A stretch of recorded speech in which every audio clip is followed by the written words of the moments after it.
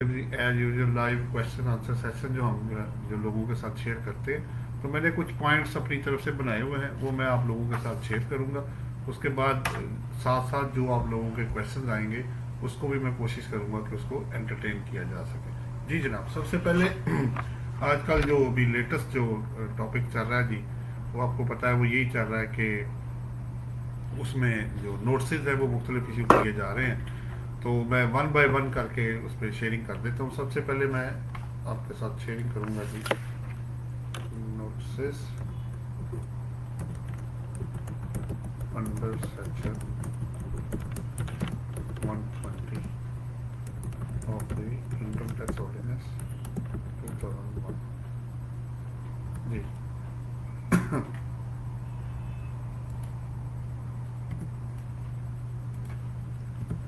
जी ये सबसे पहला पॉइंट है जी हमारा आज का। 120 के नोटिस लोगों को 120 सेक्शन के हो रहे हैं। बेसिकली उसका पर्पज़ ये है कि उसमें उन्होंने बताया कि आपने जो रिटर्न है अगर आपने फाइल कर दी है तो वो 120 का आपको या तो ज़ाहिर बात है आपकी रिटर्न फाइल्ड का एविडेंस आ जाएगा, या वो आपको ड्यू डेट दे देंगे अगर आपने एक्सटेंशन के लिए अप्लाई किया था ई पोर्टल पे या मैनुअली। तो ये इसको ज़रा जेहन में रखें कि वो या तो ड्यू डेट है या फिर आपकी जो फाइलिंग का जो कॉरस्पॉन्डेंस है वो आपको वो उसके बारे में शेयरिंग की जा रही है। ये नंबर पहला पॉइंट है जी। नंबर 2 मेरे पास है जी वो रिलेट करता है जी notice under section 176 of the income tax ordinance 2001 जी। ये दूसरा पॉइंट है जी आज का। अब ईमेल में और मोबाइल के ऊपर लोगों को 176 से नोटिस जो है वो सेपरेट इशू हो रहे हैं। जनरली इसमें ये है कि कोई इन्फॉर्मेशन अगर टैक्स डिपार्टमेंट को चाहिए, स्पेशली जिन लोगों ने नील की रिटर्न्स फाइल की हुई हैं, उनको उन्होंने कहा जी आपने जो एसेट्स या आपने एक्सपेंडिचर किए हैं वो किधर से किए हैं उसका प्रूफ आप दें। ये ज़रूरी नहीं कि उनके लिए जवाब देना मुश्किल होगा। हो सकता है किसी के पास लोन हो, फॉरेन एमिटेंस हो, या बोर्न बाय या फैमिली मेम्बर एसेट्स जो खरीदे जाते हैं वो उनमें भी वो फॉल कर सकते हैं। सो इसको इस एंगल से आप देखें ताकि इसका जवाब देने में लोगों को आसानी पैदा हो सके। अच्छा जी, नंबर 3 है मेरे पास। जब तक कोई क्वेश्चन नहीं आता मैं आपके साथ अपने पॉइंट्स जो है ना, मैंने तकरीबन कुछ 13 डिफरेंट पॉइंट्स हैं जो मैंने नोट किए हुए। तो आज का जो तीसरा पॉइंट है वो मेरा है वो 114 का नोट, फिर नोटिस और जी मजीद notice under section 114 and 152 of the income tax ordinance 2001 जी।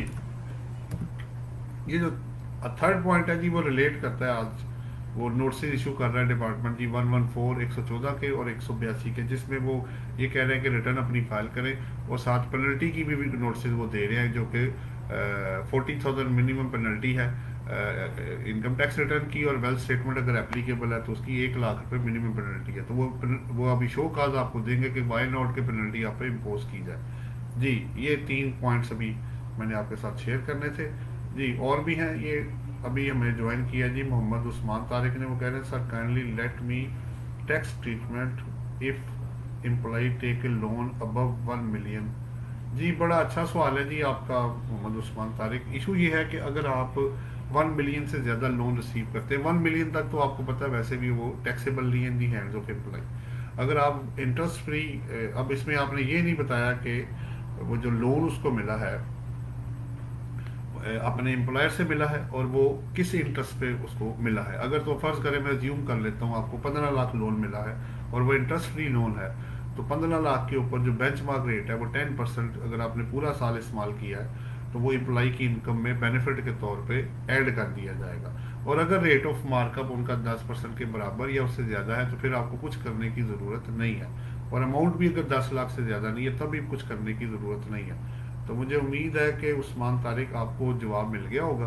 अगर आपको जवाब मिल गया तो इसको ओके कर दें ताकि मैं फिर नई चीज़ आगे शुरू करूँ जी। हमें आमिर मलिक ने ज्वाइन किया है जी। वालेकुम अस्सलाम जी, सलाम कह रहे हैं। कोई क्वेश्चन हो तो ज़रूर कीजिएगा।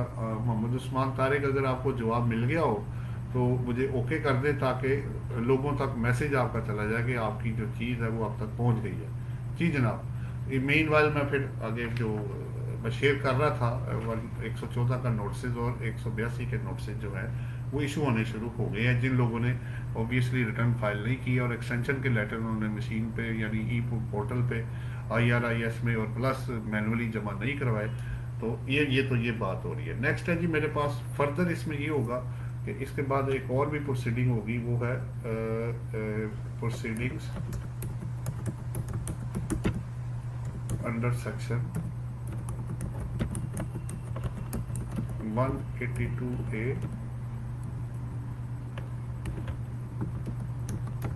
of the income tax ordinance 2001। देखें एज सच प्रोसीडिंग तो इस तरह इसमें नहीं होगी, लेकिन ये होगा कि जब आप 1 मार्च को जब आप रिटर्न लेट फाइल करेंगे तो 1 मार्च 2020 की टैक्स ईयर 2020 की इनकम टैक्स की, तो जब 1 मार्च को लिस्ट अपडेट होएगी एक्टिव टैक्स पेयर की, तो तब फिर जो लोग लेट आए होंगे जिन्होंने टाइम नहीं लिया होगा तो उनको 182 में अगर वो कंपनी होगी तो 20,000 रुपीज़ और AOP को 10,000 रुपीज़ है और इंडिविजुअल को 1,000 रुपीज़ जमा कराने होंगे, तभी वो ATL की लिस्ट में आ सकते हैं। ये ज़रा पॉइंट जो है इसको नोट कर लीजिएगा, बड़ा इंपॉर्टेंट है ये भी। इसके बगैर ATL की लिस्ट अपडेशन में आपका नाम नहीं आएगा। अच्छा जी, फिर उसके बाद जो नेक्स्ट मेरा पॉइंट है जी वो मैं आपसे शेयर करता हूँ कि अब इस वक्त जो नॉन एक्सेप्टेंस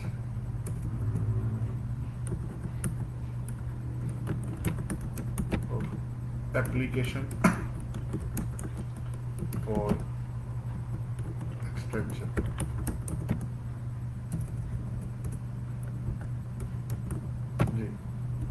जी इस वक्त जी आपको पता है कि ये मैनुअल और ई पोर्टल दोनों के ऊपर उन्होंने एक्सटेंशन के लेटर एक्सेप्ट करना बंद कर दिए हैं, वो टाइम नहीं दे रहे। इसका मतलब है कि पेनल्टी प्रोसीडिंग भी शुरू होंगी और सरचार्ज भी ज़ाहिर बात लगेगा। लेकिन जिन लोगों ने अप्लाई किया है उन लोगों को उन्होंने एंटरटेन किया और टाइम जो है ना वो जनरसली हर बंदे को 15 दिन का टाइम वो उसको अलॉट कर रहे हैं। किसी को ज़्यादा भी है, किसी को कम भी है, लेकिन जो मांगा गया है वो उसको अलॉट कर रहे हैं। अच्छा, उसके बाद मोहम्मद उस्मान तारिक क्या कह रहे हैं जी, ₹1.5 मिलियन सब पर 10% लगेगा या अबव 5 लाख पर लगेगा। मोहम्मद उस्मान तारिक, ये टोटल पे लगेगा। नीचे वाली अमाउंट जो है ना ये इनकम टैक्स रिटर्न की तरह नहीं है कि 6 लाख रुपए तक एग्जेम्प्ट है। अगर आप 10 लाख से 1 रुपया भी ऊपर जाएंगे तो तमाम अमाउंट के ऊपर 10% जो है वो चार्ज किया जाएगा। मुझे उम्मीद है कि आपको चीज़ इंफॉर्मेशन पहुंच गई है, आप इसको ओके कर देंगे। मैं नेक्स्ट क्वेश्चन लेके आ रहा हूँ जी जो मेरे पास है। हाँ जी, जब आप रिटर्न फाइल करें तो MIS जो सिस्टम है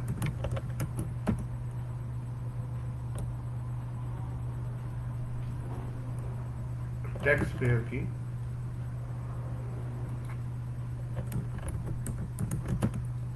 information available at MIS system of FPR। जी, जब आप रिटर्न फाइल करने लगे तो अपने क्लाइंट की या अपनी जो इंफॉर्मेशन है उसको चेक कर लें कि उसमें जो MIS में इंफॉर्मेशन आ रही है प्रॉपर्टी की, टैक्सेस की, तो वो आपसे मैच करती है कि नहीं करती, चाहे वो गाड़ियों से या जिससे भी रिलेटेड। ऑल्दो वो भी कंप्लीट इंफॉर्मेशन नहीं है लेकिन काफ़ी चीज़ें वो कवर कर रही है। नेक्स्ट है जी मेरे पास पॉइंट है मेरा loan advance gift and share deposit money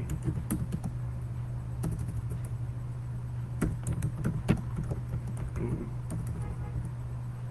जी इससे रिलेटेड मेरा ये मैं बात कर रहा हूँ अंडर सेक्शन 39 सब सेक्शन 4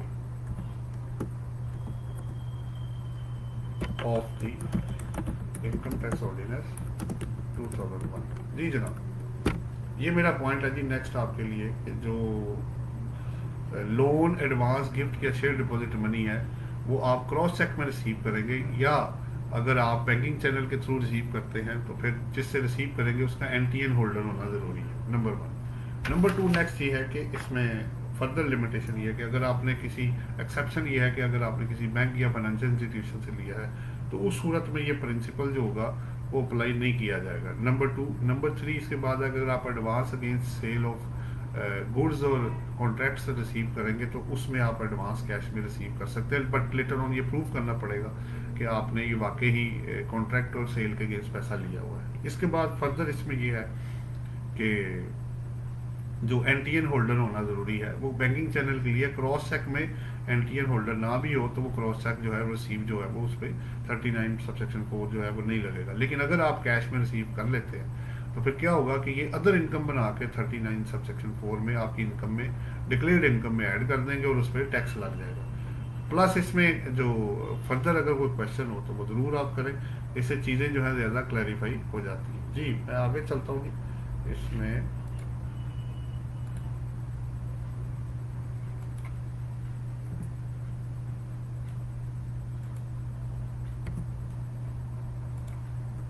जी नेक्स्ट पॉइंट है जी मेरे पास, वो मैं आपसे शेयर कर देता हूँ।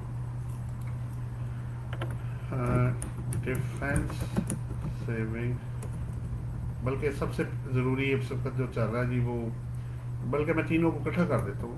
डिफेंस सेविंग सर्टिफिकेट्स,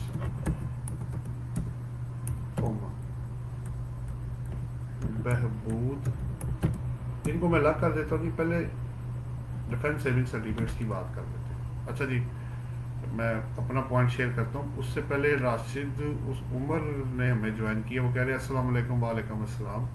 वो सवाल कर रहे हैं जी, for addition under section 39 issuance of separate notice mandatory और नोट। देखें बात यह है कि 111 सेक्शन के लिए उन्होंने कहा हुआ है, अभी 39 वाला मुझे दोबारा चेक करना पड़ेगा। 111 के लिए तो उन्होंने कहा उसकी प्रोसीडिंग के लिए अगर आप डीम्ड इनकम बनाएंगे तो उसके लिए सेपरेट नोटिस होना ज़रूरी है। 39 की प्रोसीडिंग के लिए क्योंकि इनकम फ्रॉम अदर सोर्सेज के अंदर ही कवर्ड है, तो मेरा वर्बल अभी ये ख्याल ये है विदाउट वेरिफिकेशन के कि इसको सेपरेट नोटिस नहीं होना चाहिए। लेकिन फिर भी जजमेंट्स को देखना पड़ता है कि शायद उसमें ऐसी कोई चीज़ आ जाए। जी राशिद उमर, ये आपके सवाल का जनाब जवाब है। और आगे आ रहे हैं जी मेरे पास फरहान अदरीस मेरे साथ हैं। वो कह रहे हैं, मैं डिफेंस सेविंग सर्टिफिकेट शेयर करता हूँ जी। उन्होंने कहा in last live session I have asked question about commission and salary, and आपने बताया था कि if you are employed of a company to salary and commission etcetera सब सैलरी में डालेगा, ठीक है। Till last year I had submitted separately, तो क्या ये न्यू अमेंडमेंट्स हैं इस ईयर, या अगर ये लॉ पहले से है तो मैं गलत सबमिट करता रहा हूँ, please guide me. Farhan Idris, ये नई अमेंडमेंट नहीं है, ये पहले की है। आप सेक्शन 12, 13, 14, 12 और 13 में पढ़ेंगे तो वो आपको क्लियर कर देगा।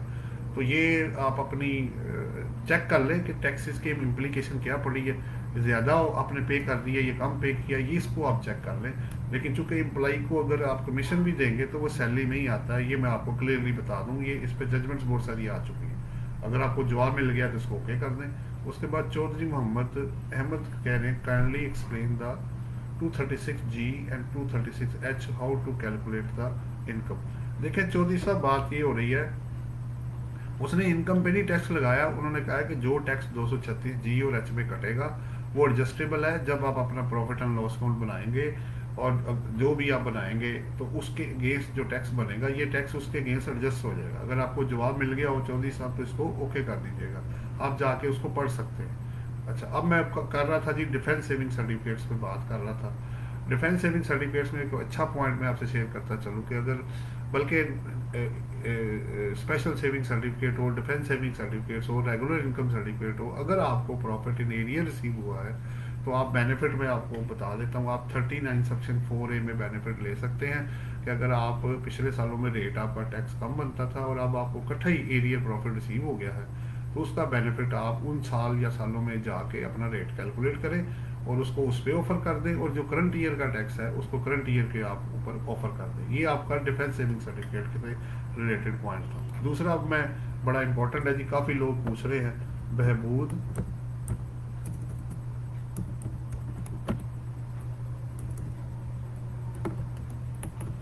सेविंग सर्टिफिकेट्स एंड, ये प्रॉफिट ऑन डेट की बात हो रही है जी, खाली बहबूद की नहीं, प्रॉफिट ऑन डेट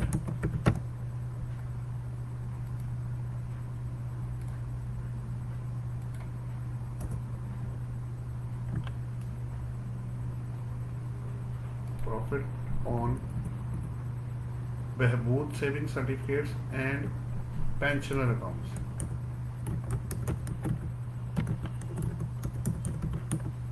जी, ये बड़ा हॉट टॉपिक जी आजकल चल रहा है, इस पे काफ़ी लोगों ने सवाल भी किया क्योंकि लोगों की इन्वेस्टमेंट हुई हुई है। उसमें वो ये कह रहे हैं कि अच्छा जी, फरहान इदरीस ने कहा ओके ओके हो गया, ठीक है जी, थैंक यू वेरी मच। अच्छा जी, अब बहबूद सेविंग सर्टिफिकेट और पेंशन अकाउंट्स में आपने 2-3 पॉइंट्स बड़े नोट करने हैं। नंबर 1, सबसे पहला पॉइंट ये है कि आपको विद होल्डिंग टैक्स इस पे नहीं होगा, यानी नेशनल सेविंग सेंटर आपको टैक्स काटे बगैर पूरी पेमेंट करेगा। अब इसका ये मतलब नहीं है कि रेसिपिएंट टैक्स नहीं देगा, रेसिपिएंट जो होगा वो अपनी इनकम पे टैक्स कैलकुलेट करेगा, नॉर्मल टैक्स इस इनकम के ऊपर, या आपका जो 10% मैक्सिमम रेट होगा, इन दोनों में से जो कम टैक्स बनेगा वो जो है वो बहबूद सेविंग सर्टिफिकेट या पेंशन होल्डर अकाउंट जो है वो पे करेगा। अस्सलाम वालेकुम जी।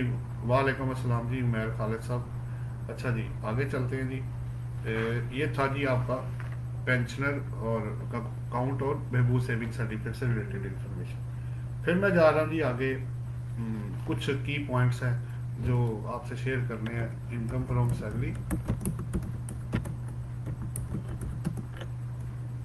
इसको करते वक्त आपको 4-5 चीज़ें जो जेहन में रखनी है कि आपको देखना कि कोई अगर इनकम एग्जेम्प्ट है, जैसे मेडिकल अलाउंस है, मेडिकल फैसिलिटी है, मेडिकल रीइंबर्समेंट है, गवर्नमेंट एम्प्लॉइज़ को एग्जम्पशन है, ठीक है।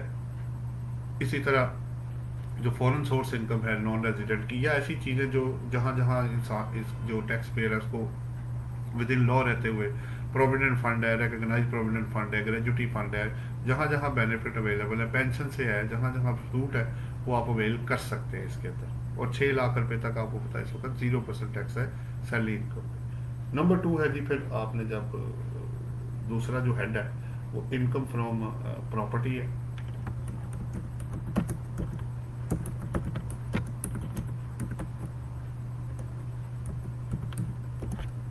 जी, इनकम फ्रॉम प्रॉपर्टी भी आपको पता है काफ़ी लोगों की आ जाती है, तो उसमें लॉ अभी तो ये कहता है जो इनकम आपके पास आ रही है जो 40 लाख से कम है, तो वहाँ पर तो वो कह रहे हैं जी सेपरेट ब्लॉक ऑफ इनकम है, आपको फिक्स टैक्स जो है वो देना पड़ेगा।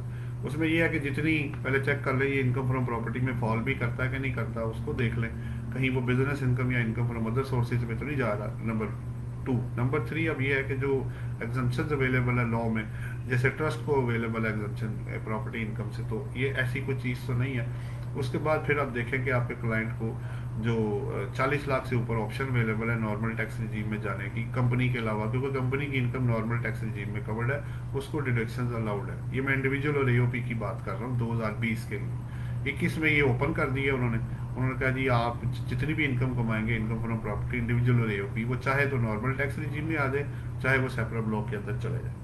ये तो इनकम फ्रॉम प्रॉपर्टी से रिलेटेड पॉइंट था। और उसकी डिडक्शन माइनस करते वक्त रिपेयर अलाउंस जरूर लीजिएगा 1/5, एक्चुअली वो हुआ या नहीं हुआ, वो एक फिक्स स्टैट्यूटरी अलाउंस है जो आपको मिलना ही मिलना है। उसके अलावा बाकी जो है वो एक्चुअल बेसिस पे है। स्वाई कलेक्शन और एडमिन चार्जेस के वो 20 के लिए 6% थे, और एक्चुअल एक्सपेंसेस या 6%, विच एवरेज जो लोअर होगा वो आपको मिल जाएगा। तो ये पॉइंट्स जो इनकम फ्रॉम प्रॉपर्टी से कनेक्टेड थे। अब मैं चलता हूँ जी इनकम फ्रॉम बिजनेस की तरफ, जो पॉइंट्स आपको कंसिडर करने हैं। जब आप बिजनेस इनकम कैलकुलेट कर रहे हो तो आपको पता होना चाहिए कि कहीं आपका सॉफ्टवेयर या अकाउंटिंग पैकेज सॉफ्टवेयर तो नहीं, आप वेब डिज़ाइनिंग का काम, आईटी से रिलेटेड काम तो नहीं आप कर रहे, जो कि जैसे कॉल सेंटर है तो उनकी जितनी इनकम है वो एग्जेम्प्ट की जाती है subject to fulfilment of condition है। 133 क्लॉज है सेकंड शेड्यूल पार्ट 1 का। नंबर 1। नंबर 2, अगर आप एग्जेम्प्ट इनकम में नहीं आते तो इनकम कैलकुलेट कैसे करनी है, नॉर्मल टैक्स रिजीम में है, मिनिमम टैक्स रिजीम में है, या सेपरेट ब्लॉक में है, इसको चेक करना पड़ेगा। उसके बाद जब आप टैक्स कैलकुलेट कर लें तो टैक्स क्रेडिट्स और रिडक्शन को जेहन में रखें। उसके बाद इनकम जब आप निकालें तो इनकम निकालने से पहले जो अलाउएबल डिडक्शन है और जो नॉट अलाउएबल डिडक्शन है वो सब आपको क्लियर होनी चाहिए, तभी आप इसके आगे जा सकते हैं। अच्छा जी, मैं आगे चलता हूँ जी। नेक्स्ट जो हेडिंग आती है आपको पता है कैपिटल गेन्स। कैपिटल गेन्स को कहते हुए चले चौधरी साहब ने ओके कर दिया जी, उनका पॉइंट ठीक है। कैपिटल गेन्स कैलकुलेट करते वक्त आपको ये देखना है कि आप किस सेक्शन के अंदर फॉल करते हैं, 37 के अंदर फॉल करते हैं या 37A में या 38(5) में, उसके मुताबिक आपको देखना पड़ेगा जी। नवीद सालिक साहब आए हो, कहते हैं अस्सलाम वालेकुम, मैं प्रॉपर्टी पर कैपिटल गेन बेचने वाला काटने का पाबंद है।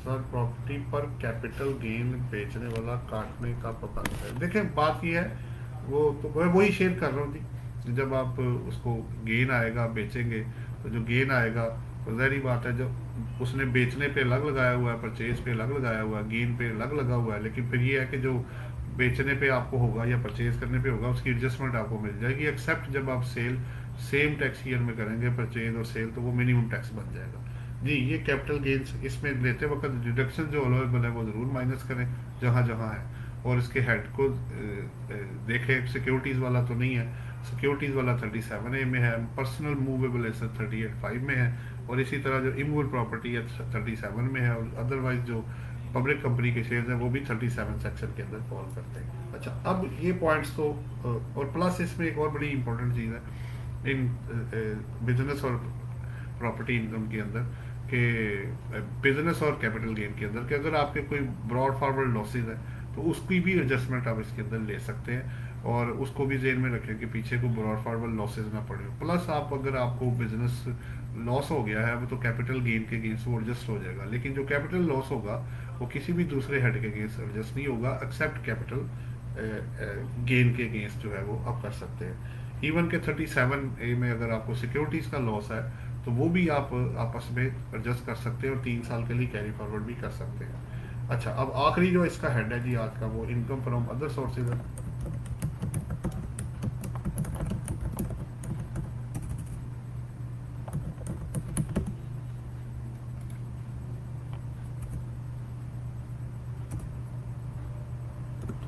जी, इसको कैलकुलेट करते वक्त आपको जो पॉइंट्स हैं sources, income from other sources,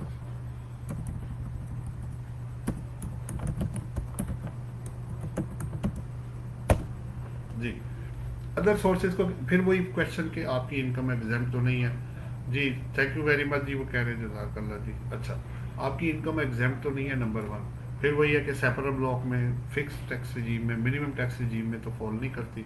फिर डिडक्शन कौन कौन सी हैं जो 39 के गेज आपको पता 40 सेक्शन में डिफाइंड है कौन कौन सी डिडक्शन आप माइनस कर सकते हैं, और ये फाइनल टैक्स रिजीम का केस तो नहीं है। सो इस तरह आप इसकी जो इनकम की स्ट्रीम कैलकुलेट करके खर्चे माइनस करके जहाँ अलाउड करेगा लो तो आप टैक्स को कैलकुलेट कर सकते हैं। फिर टैक्स रिडक्शन हैं, रिबेट्स हैं, जितने टैक्स क्रेडिट्स हैं वो आप ले सकते हैं। तो मेरा जो पॉइंट थे जी वो ये वाले आज मैंने आपसे शेयर करने थे। अब मैं वेट कर रहा हूँ अगर आपका कोई और भी सवाल हो तो। सरमद बशीर कह रहे हैं जी really appreciated, thank you very much जी। आपका कोई क्वेश्चन हो तो आप ज़रूर मेरे साथ रेज करें। मैं इस वक्त आप लोगों की गाइडेंस पर्पज़ के लिए for the public at large के लिए काम कर रहा हूँ। अगर कोई क्वेश्चन हो तो आप इसमें मेरे साथ कर सकते हैं। जी जनाब, मैं एक दफ़ा फिर आपको अपना वो चैनल में बताता चलूँ जी, उसका लिंक मैं आपको भेज देता हूँ जिस पे हमने अल्लाह के फजल करम से 200+ वीडियोस जो है वो अपलोड की हुई हैं। आप उसको सब्सक्राइब कर दें और उसको बेल आइकॉन को क्लिक कर देंगे तो जितनी भी वीडियोस इंक्लूडिंग दिस वीडियो आपके पास वो मैसेज भी आएगा और आप उसको फ्री वॉच भी कर सकते हैं। और जब जितना भी आप लाइक शेयर और इसको कर देंगे, लोगों तक पहुंचाएंगे, तो ये एक सदका जारिया के तौर पे आपका भी हिस्सा इसमें पड़ जाएगा। मैं लिंक शेयर कर देता हूँ जी अभी।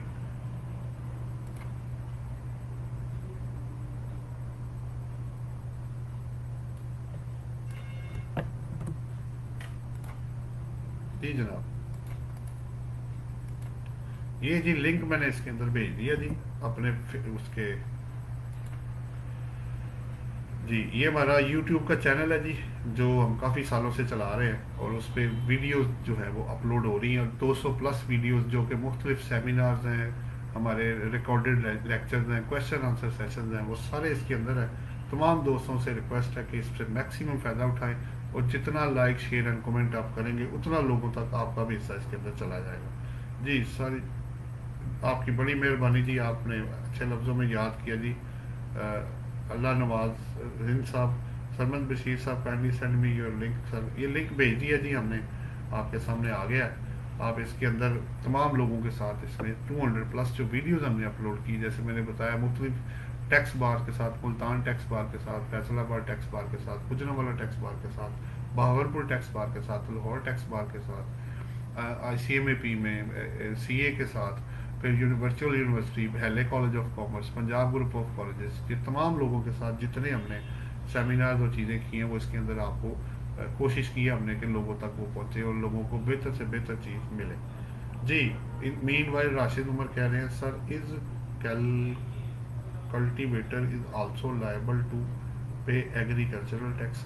देखिए राशिद उमैर साहब, फेडरल लॉ में तो एग्री इनकम सेक्शन 41 में एग्जेम्प्ट है, लेकिन जो प्रोविंशियल टैक्स है वो उसको कल्टीवेटर को जो है वो देना पड़ेगा अगर एप्लीकेबल होता है तो ये आप उसको प्रोविंशियल लॉ के तहत वो पे करेगा।